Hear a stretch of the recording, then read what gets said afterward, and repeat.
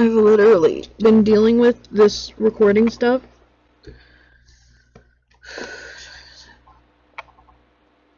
for like a half hour. Trying to Jesus Christ. Words are hard. Trying to get it to record proper like. And now it is. I hope. I don't do a lot of moving. So okay, just testing. See if it'll actually pick it up or if it'll lag. Again, if it does lag, I'm just putting it up because I don't care. Right. I don't care right now. I'm squishing his beak.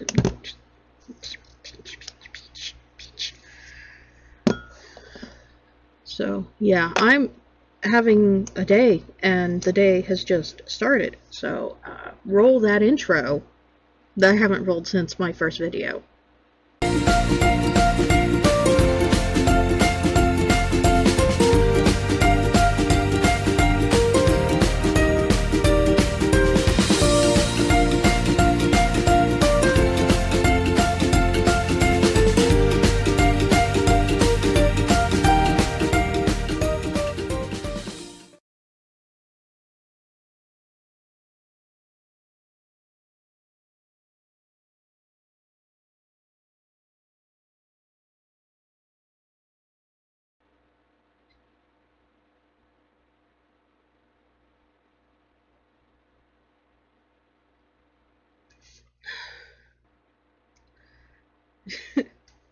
It's a fruit punch Kool-Aid enhancer, water enhancer.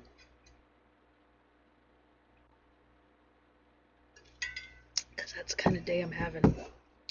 I need to go back to nostalgia. So, okay. Oh, stop.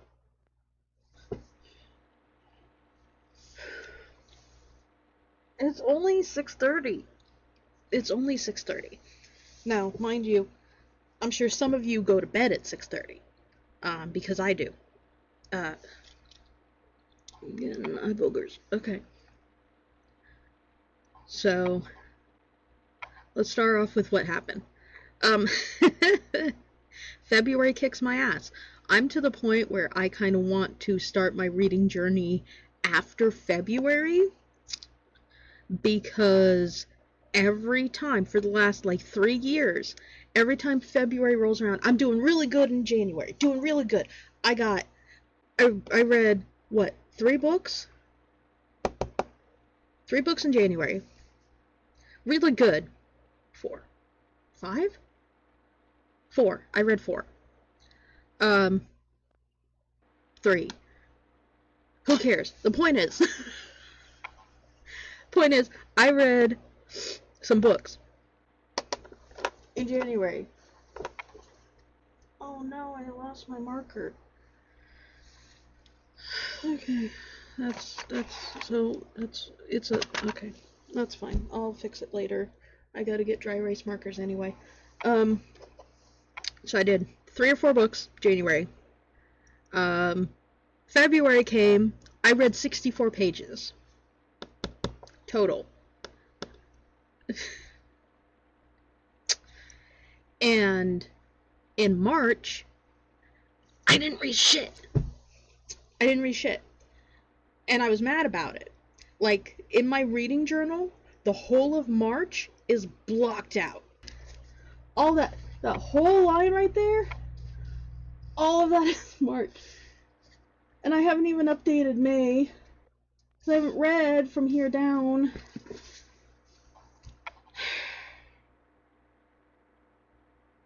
Anyway, I'm mad. I'm mad at myself. Because of course I am. I can't not be mad at myself, because that's just the thing I do. Okay. So yeah. I didn't read shit in March. In April, I read 1 book. And that was at the end of April. And I did complete it. And I didn't make a video on it because May came out of nowhere. Like, It's already June. I thought it was the beginning of May, and yeah. So, I'm gonna talk about that book. Better late than never. Haunting of Beacon Hill. Oh, bitch. Why are you the way you are? That's better. Haunting of Beacon Hill. Okay. So I actually read it as an audiobook, which these kind of books I like listening to because they're like the old school radio shows, and that's actually the thing I put on the QR code for it. So I don't like that. That was too bright. That's too much. Too early for too much. So I'm gonna talk about that. Yeah. Also, I only read a little bit in May, because May is when my son gets out of school, and then him and I had a discussion, and then I've been kind of preparing for August or September because he's going to be homeschooled. So now I have to research that stuff, which is what I'm going to do. Anyway, this is a really long intro. I'll probably cut a lot of it out because, yeah. You're here for the reviews. So I gave a Haunting of Beacon Hill. Look at my thing. April. I gave it a 4 stars. And the reason I gave it a 4 stars is because the main character is... Look at it! I'm gonna show you. Isn't it cute? And I got my little thing set up like a book. Yeah. Anyway. The reason I gave it 4 stars is because the narrator, the main character, is a librarian. I'm leaning out of frame. Hold on. The main character is a librarian, and she can see spirits and stuff like that, which is fine. That's part of the reason I got it. Now, of course, that's not the issue. The issue is the narrator, Melissa Moran,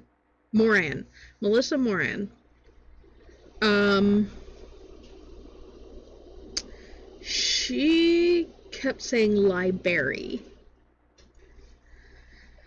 She could say library and librarian. And while sometimes that's not a big deal,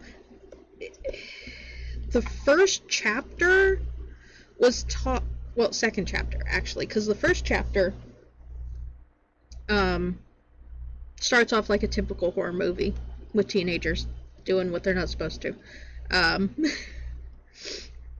But the main character being a librarian, in the second chapter, all I kept hearing was library, and it got to the point where I almost DNF'd the book.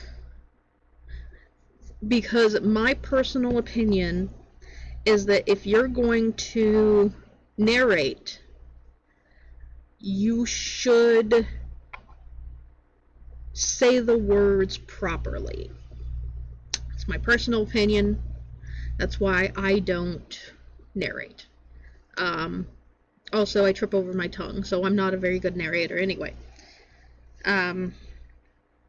So yeah, she narrated the story really well.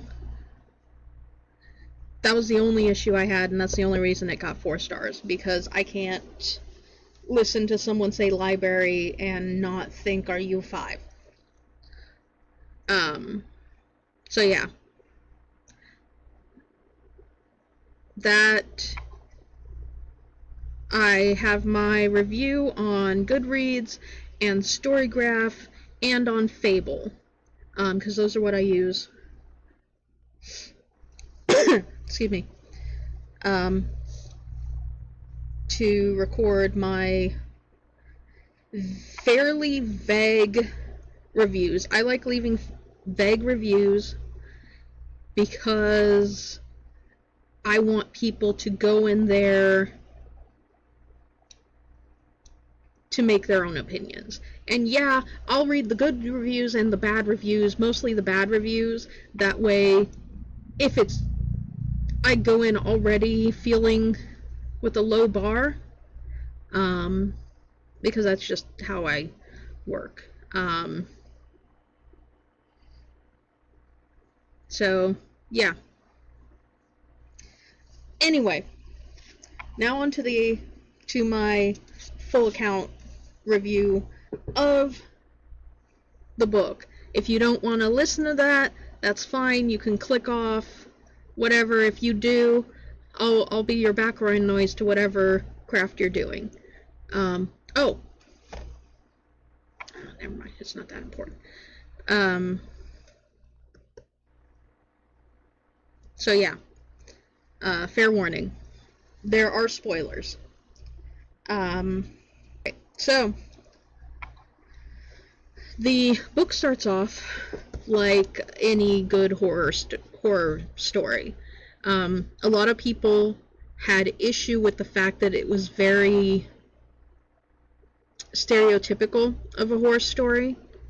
Like in the horror genres where one of the first scenes in any like 80s horror movie is a schmeck scene. Or teenagers doing something they're not supposed to. This one started off with teenagers doing something they're not supposed to. 2 girls and a boy.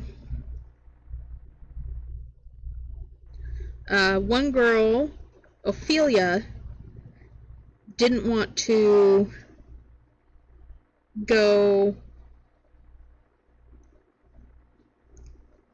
into the haunted house.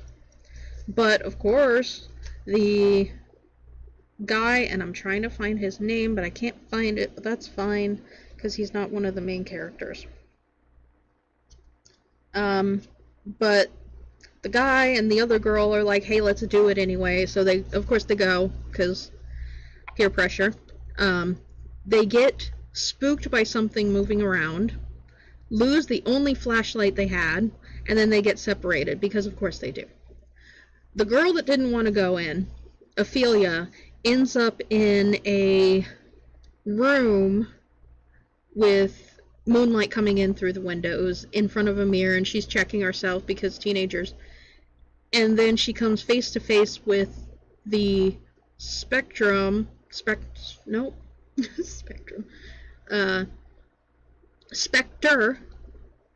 Mother Maggot.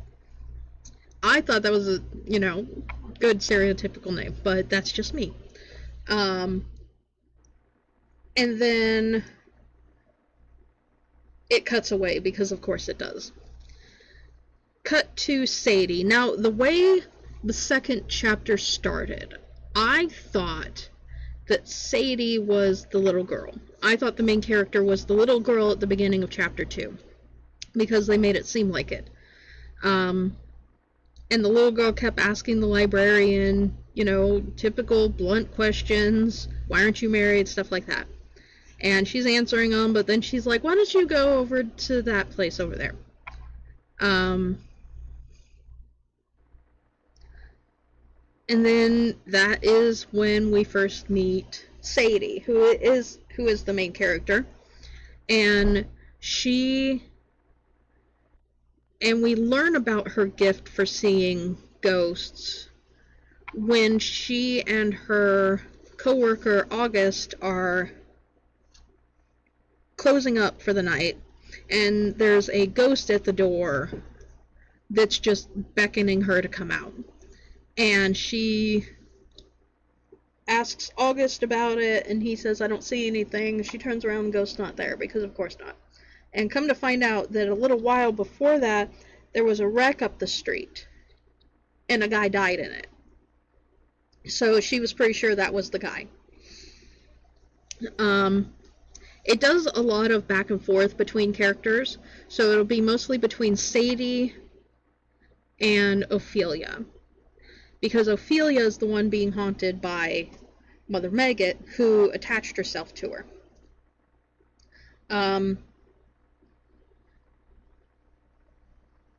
And it shows you that by Ophelia kind of locking herself away and then coming out of her room to get food or whatever, and then seeing Mother Maggot in her hallway.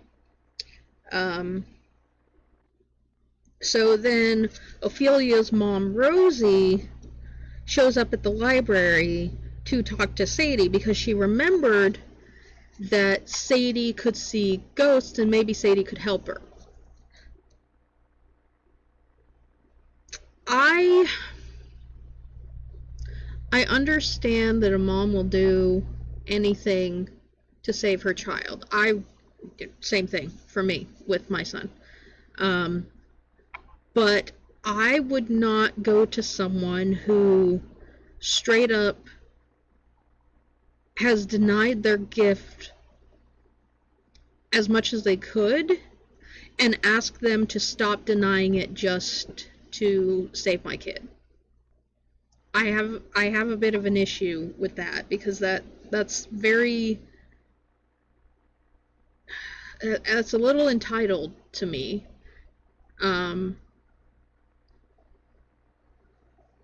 Like Sadie said, I don't want to do it, and the mom is like, please, please, please.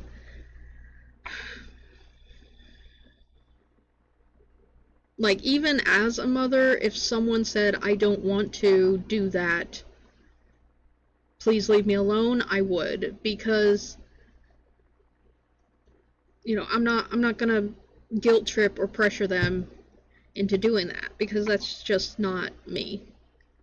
It's a little agitating. So, yeah, turns out that Ophelia is in the mental ward because they think that she's having a mental break. And the doctor obviously does not believe in the paranormal. Like, I don't know if he's trying to reassure her or if he straight up doesn't believe, but either way, pretty sure that Ophelia is possessed at this point.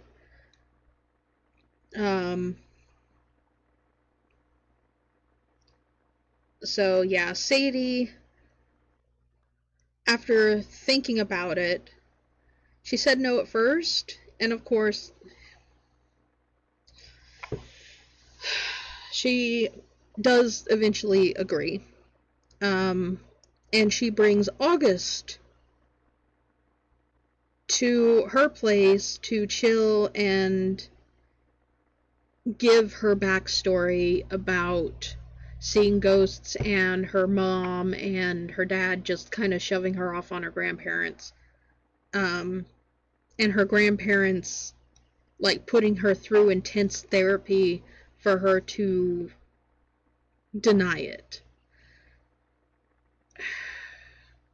It feels, you know, in Frozen, when the parents are trying to tell Elsa to control it, and she ends up having a mental break and, like, freezing everything.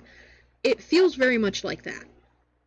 Like, I understand the first thing people want to do is deny it, but I don't know. I just don't understand denying something like that. Because it's a part of you.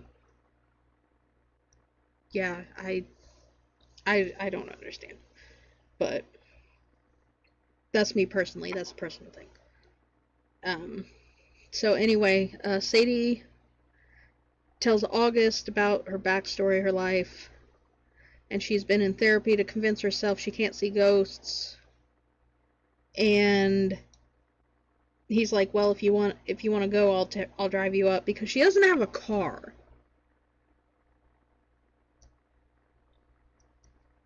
Which kind of put me off a little bit. Because, like, you have an apartment, you don't have a car, but whatever. Anyway, she does decide to go visit Ophelia. And Ophelia had been, like, digging under her bandages because she tried hurting herself.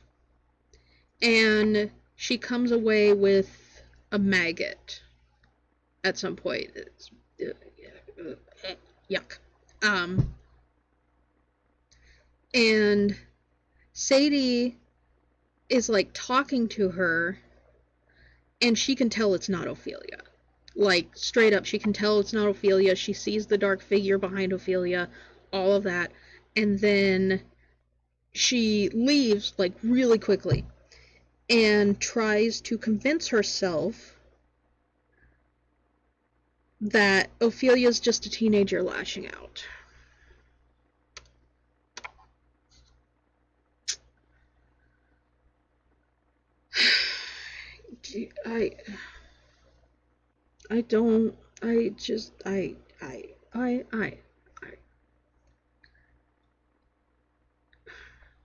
That always agitates me. In every single ghost show I've seen, in every single, in every single ghost show I've seen, in every single My Life in a Haunted House story or whatever, people are always telling the person experiencing it, it's all in your head.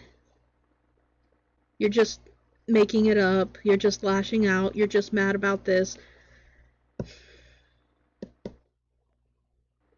I've only seen one episode of one of those My Life in a Haunted House type things where the daughter is talking about a friend outside who wants to come in, and her dad says, yeah, let them in. Yeah, they can come in, which invites it in. And the wife looks at him and says, what did you do? Because then they start experiencing really bad hauntings and poltergeist stuff. And his wife is kind of like a witchy type, spiritual type. And she's like, you are the one who invited it in, you need to be the one to kick it out. So, that was the only time I've seen one of those shows where the husband and wife were like, okay, yeah, it's a thing, not just in their heads. So, yeah, so whenever I read or listen to someone being like, oh, it's just them lashing out, or it's just in their head, that it makes me angry and it makes me sad. Sad mad. It makes me sad mad. So yeah. Anyway, so she goes home, ends up, I don't know if she went to sleep or not, I can't remember. Like I said, this was like a month ago I read this. But she did get a call from Rosie saying that Ophelia just disappeared from the psych ward. And Sadie and August go to see why, which also annoys me because you're not cops. And I understand that you're trying to help this girl, but, like,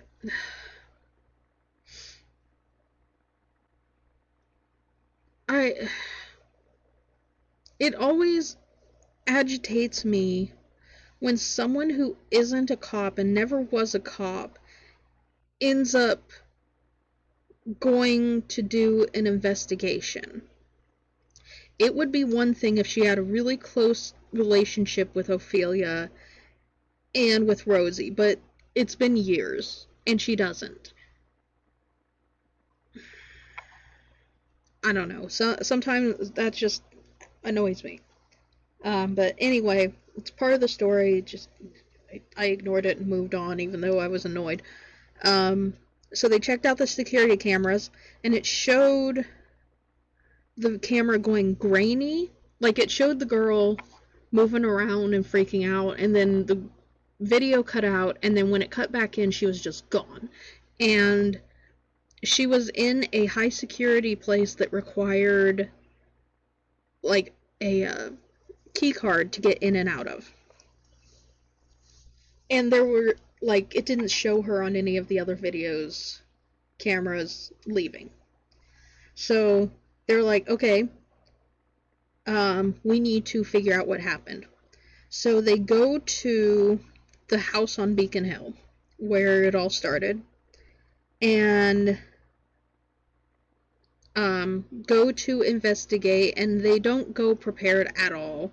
August has this little piddly little clicker light, and they run from the house, because of course they do, and Sadie now is getting haunted by the thing.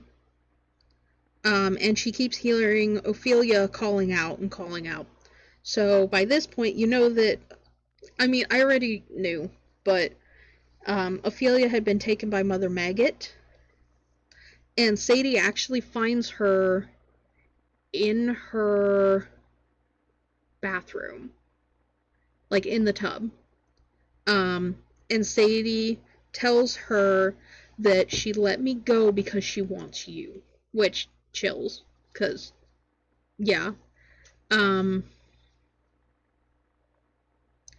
So Sadie ends up going to sleep at some point and has an encounter with Mother Maggot, where she dreams she's in the house and she goes into this room, and Mother Maggot almost possesses her, but she wakes up in time, which, thankful, you know.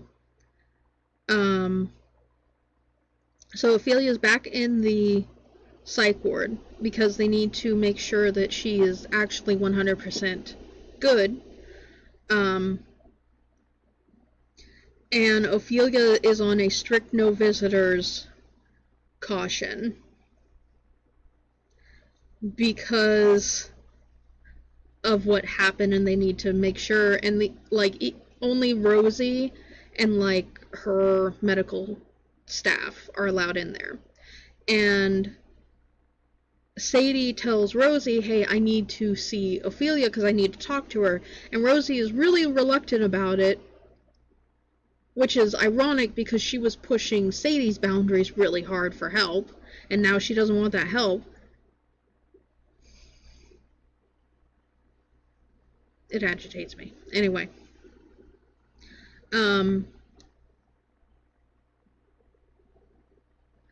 So she while she's doing that, August is doing some research into the house and who he thinks Mother Maggot might be and all of that. So she goes to talk to Ophelia about it because she needs information, because if Mother Maggot's haunting her, she needs to know how to deal with her. So Ophelia tells her that hurting herself made Mother Maggot stronger, which got me thinking, does that mean she's some sort of demon? Or like a vessel for a demon or something? So I did some research. The closest I found for that type of description was a Shinigami, and they possess people and compel them to commit. Excuse me, can't say that. I'll bleep it. Or a Wendigo, which, according to Google search, which, whatever, It's a malevolent spirit that possesses a person and makes them feel insatiable hunger or desire for self-destruction. Which is the definition of a Wendigo. Wendigo. Jesus, I can't even. It's fine. I'm having a day. It's fine. And then we found out that Mother Maggot moves through mirrors and is stronger at night, which could make her a mirror demon and a vampire soul stealer, is what I wrote down in my notes. So I looked into those, and those are actual things, which explains why I hate mirrors. We have bathroom mirrors. That is it. There are no other mirrors in my house. No, I'm not risking it. I'm not risking any of that. No, thank you. So anyway, that's my little research blurb on what Mother Maggot might be. So Sadie stayed in the hospital waiting for August because she wasn't gonna go home. Like, her house did not feel safe or clear or clean or anything, and she's like, I can't go home, I can't sleep, none of that. So she decided to just stay in the hospital and wait for August with his information, because he said he's on his way. So she started wandering through the hospital, which, why would you do that? Why would you do that? Hospitals are creepy anyway. And she can hear something behind her, but every time she looks, there's nothing there. And then eventually she sees Mother Maggot's reflection, and just in time before the bitch grabbed her. So she was able to dodge and then just sprinted back to where she needed to go. August showed up and figured that Mother Maggot might be Margot Blake, who worked at an asylum in the 1920s, which, if you know anything about asylums in general, like their history, there was so much like bad and evil that went on in asylums. Like, it was grotesque and disgusting and just sad. So she was one of the nurses that worked there.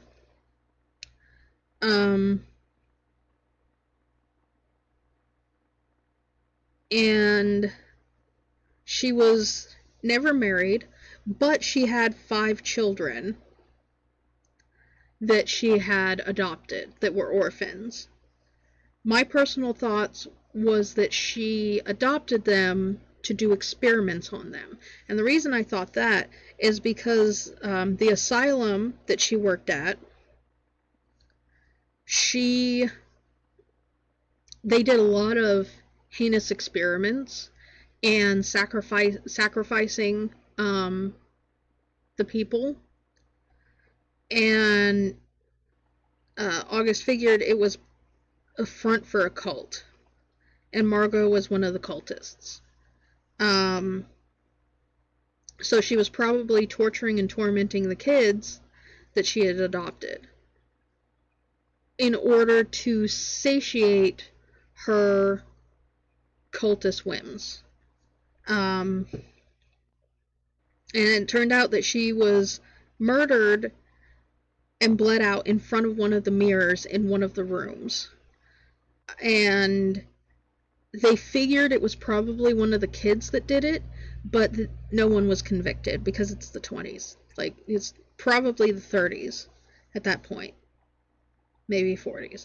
Either way, it was early 1900s. So yeah, she died in front of a mirror, which if anyone knows the spiritual aspects of mirrors, like dying in front of a mirror that is not covered is like her soul's trapped. Just straight up, her soul's trapped. And that's why she is continuing to do what she does, which is torturing people to feed herself, basically. So Sadie's like, how do we fix it? And he said we need to bury this mirror with salt 2 feet deep. And August took charge of the whole thing, which, why are we reading about Sadie when August is now in charge? I think he would have made a better main character, but what do I know? Because he's very personable. He's very goofy. He's very personable. And she was very...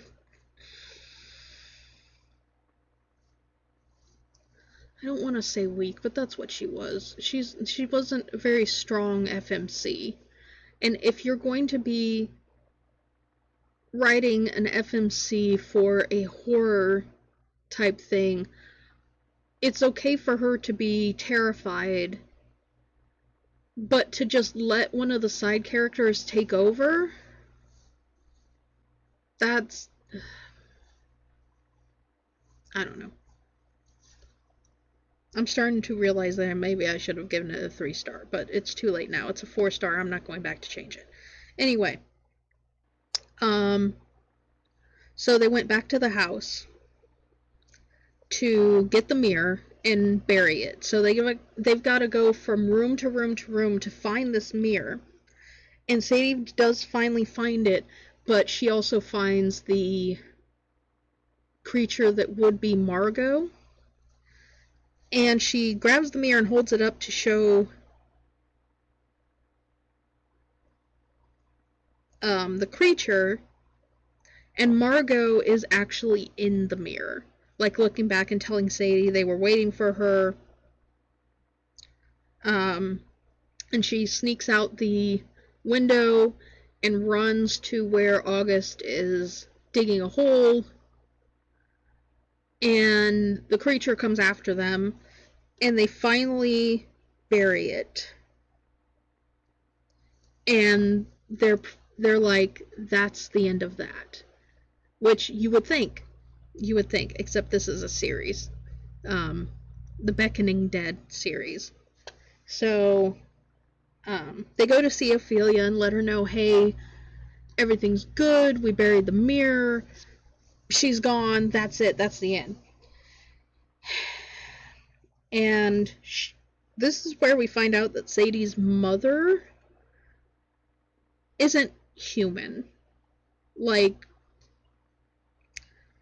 I put demon ? Lilith ? Because there's a possibility.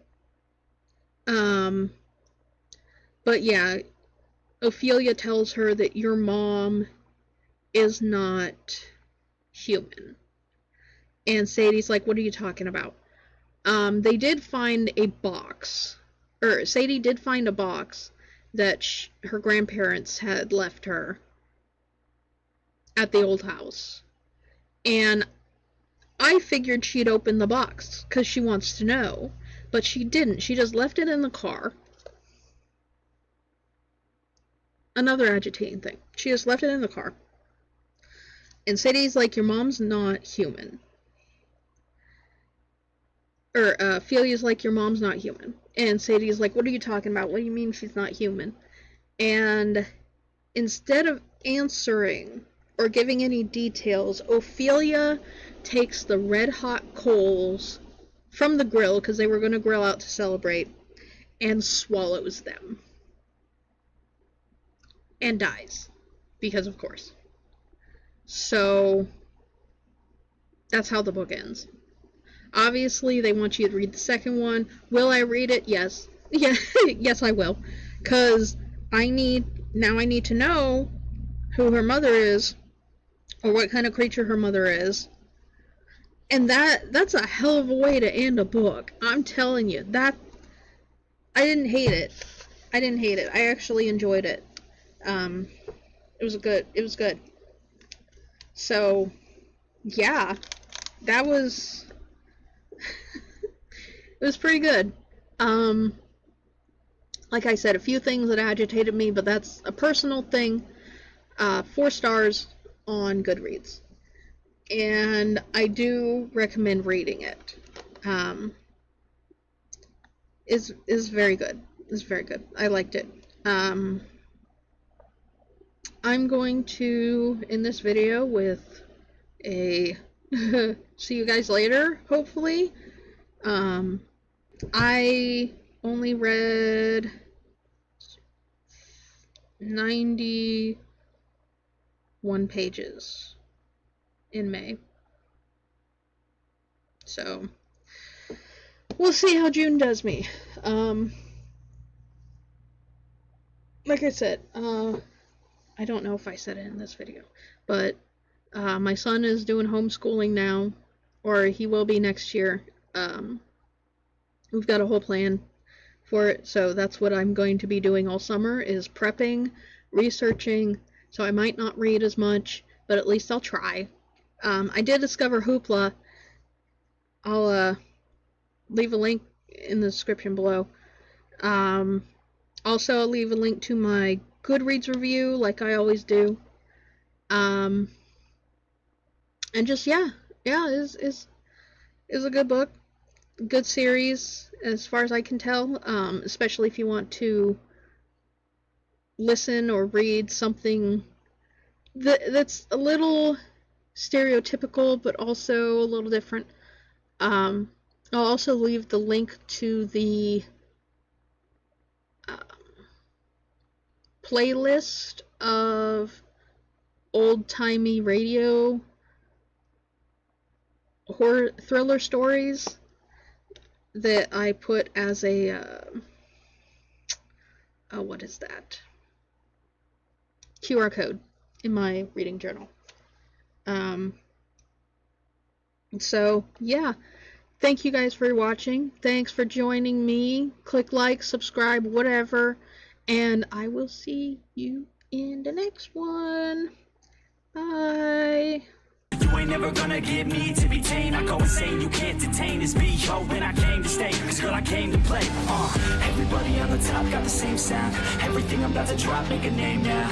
Yeah, y'all don't really know, y'all don't really know. Y'all don't really know, y'all don't really know. Yeah, I ain't never gonna be the same now. I'ma tear up this whole fucking game now. Yeah, y'all don't really know, y'all don't really know. Y'all don't really know, y'all don't really know.